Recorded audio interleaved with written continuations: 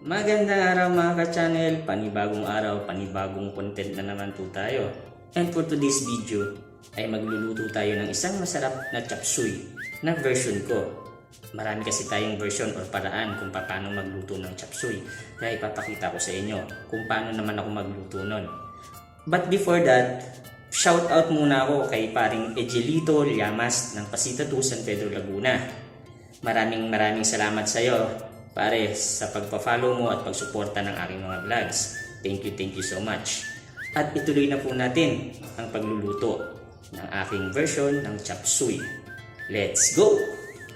At eto na nga ang ating mga gagamiting sangkap para sa pagluluto ng ating version ng chop suey. Nahiwa-hiwa ko na rin po ang ating mga gulay dyan. Ayan na silang lahat. Pati na rin po yung atay ng manok na ating gagamitin, andyan na rin po. At naghanda rin ako ng itlog ng pugo. Kaya umpisa na natin ang paggigisa. Naglagay lang po muna ng mantika at pag mainit na, igisa na natin ang ating sibuyas. Isunod na rin natin ang bawang. Pagkatapos, isunod na rin natin ang atay ng manok. Sangkot siya lang muna natin saglit. Pagkatapos po niyan, pwede na po nating ilagay yung ating mga gulay. Unahin natin yung sayote. Sunod ang bagu beans.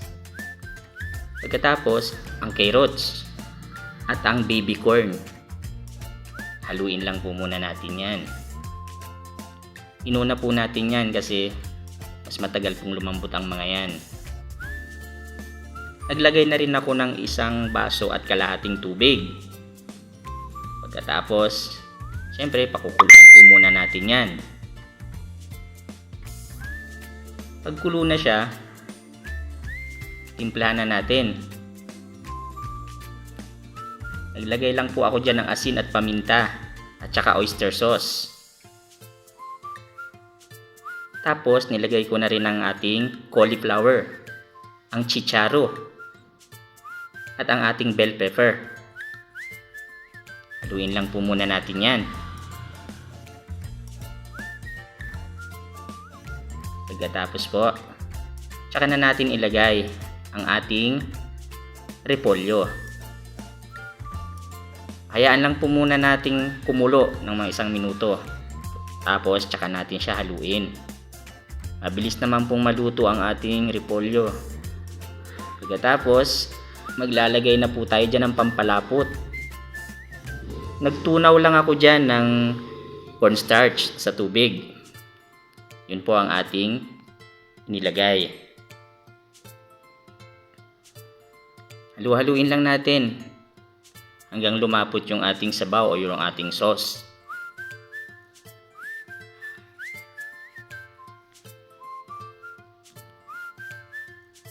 Sa puntong yan, luto na ang ating mga gulay.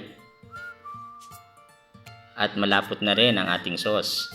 Kaya pwede na nating ilagay yung itlog ng pugo. At ready to serve na po yan. Ganyan lang po kadali. Ganyan kasimple. Ayos!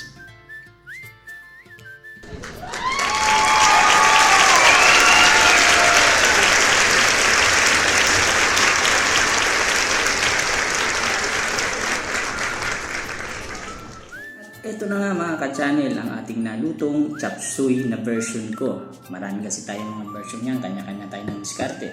Kasi sa inyo kung paano nyo gagawin. Importante ang kalalabasan, chop suey syempre. So tikman na natin.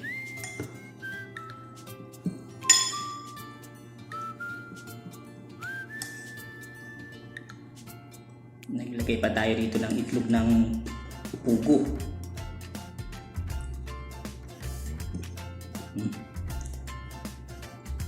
Siyempre, mapalisan natin ng mainit na kanin yan. Wow! Sulit na sulit.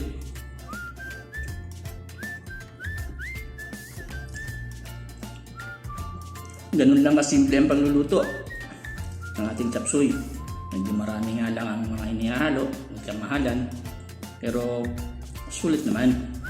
Ginagamit din kasi ito minsan sa paghahanda, yung mga handaan, mga okasyon.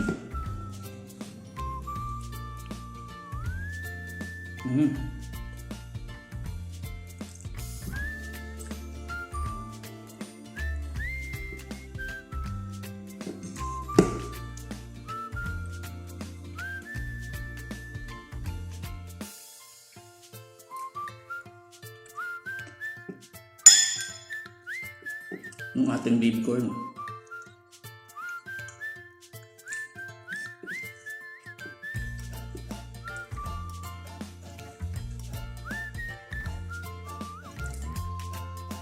Panalong panalo, mga channel. Masarap, sulit. Maraming salamat sa lahat ng aking followers, sa mga viewers, at sa patuloy ninyong pagsuporta sa akin. Thank you so much. Kaya abangan nyo ulit yung susunod nating content. Maraming salamat. Paalam.